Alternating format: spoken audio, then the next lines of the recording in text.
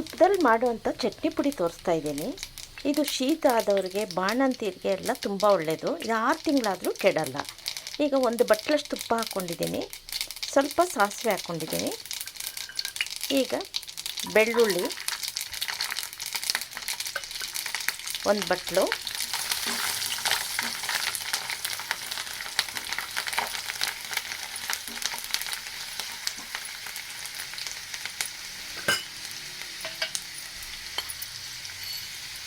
ಒಂದು 10-12 ಮೆಣಸುಕಾಳು, ಬ್ಯಾಡಿಗೆ ಮೆಣಸಿನ್ಕಾಯಿ ಒಂದು 5-6 ತೊಗೊಂಡಿದ್ದೀನಿ, ಗುಂಟೂರು ಒಂದು 2 ಮೆಣಸಿನ್ಕಾಯಿ ತೊಗೊಂಡಿದ್ದೀನಿ.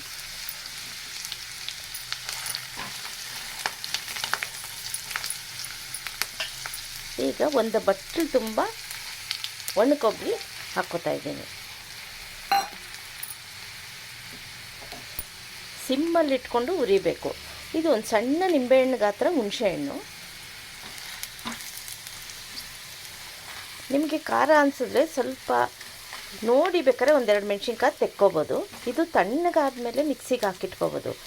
ಇನ್ನು ಕೆಲವರು ಹಳೆ ಕಾಲದವ್ರು ಏನು ಮಾಡ್ತಾಯಿದ್ರು, ಇದನ್ನು ಮಿಕ್ಸಿಗೆ ಹಾಕಿ ಚೆನ್ನಾಗಿ ಒರಳಲ್ಲಿ ಕುಟ್ಟಿಟ್ಕೊಳ್ಳೋರು. ಒರಳಲ್ಲಿ ಕುಟ್ಟಿದ್ರೆ ತುಂಬ ಟೇಸ್ಟಾಗಿರುತ್ತೆ. ಈಗ ಒರಳಲ್ಲೆಲ್ಲ ಆಗಲ್ಲ, ಎಲ್ಲ ಮಿಕ್ಸಿಗೆ ಹಾಕಿ ಇಟ್ಕೋತಾರೆ ನುಣ್ಣಗೆ ಮಾಡಿ. ಇದು ತಣ್ಣಗಾಗಬೇಕು. ಇದಕ್ಕೆ ಸ್ವಲ್ಪ ಉಪ್ಪು, ಬೆಲ್ಲ, ರುಚಿಗೆ ತಕ್ಕಷ್ಟು ಉಪ್ಪು ಹಾಕ್ಕೋಬೇಕು.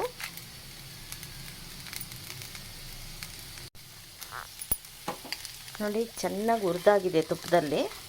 ತುಂಬ ಬೇಗನೂ ಆಗುತ್ತೆ, ಜೊತೆಗೆ ತುಂಬ ತಿಂಗಳು ಇರುತ್ತೆ ಇದು ಈ ಚಟ್ನಿ ಪುಡಿ.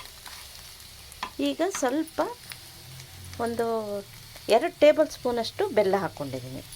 ಇಷ್ಟೇ. ಇದಕ್ಕೆ ಹುರ್ಗಡ್ಲೆ, ಕಡಲೆ ಬೀಜ ಏನೂ ಬೇಕಾಗಲ್ಲ. ತುಂಬ ಟೇಸ್ಟಿಯಾಗೂ ಇರುತ್ತೆ, ತುಂಬ ದಿನವೂ ಬಾಳಿಕೆ ಬರುತ್ತೆ. ಇದು ತಣ್ಣಗಾದ್ಮೇಲೆ ಮಿಕ್ಸಿಗೆ ಹಾಕ್ಕೋಬೇಕು, ನುಣ್ಣಗೆ ಹಾಕ್ಕೋಬೇಕು ಮಿಕ್ಸಿಗೆ. ಇದು ತಣ್ಣಗಾದ್ಮೇಲೆ ಮಿಕ್ಸಿಗೆ ತೋರಿಸ್ತೀನಿ ನೋಡಿ. ಮಿಕ್ಸಿಗೆ ಹಾಕಿದ್ಮೇಲೆ ತುಪ್ಪದ ಚಟ್ನಿ ಪುಡಿ ರೆಡಿ.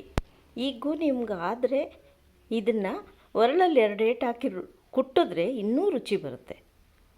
ಇಲ್ಲ ಅಂದರೂ ಪರವಾಗಿಲ್ಲ.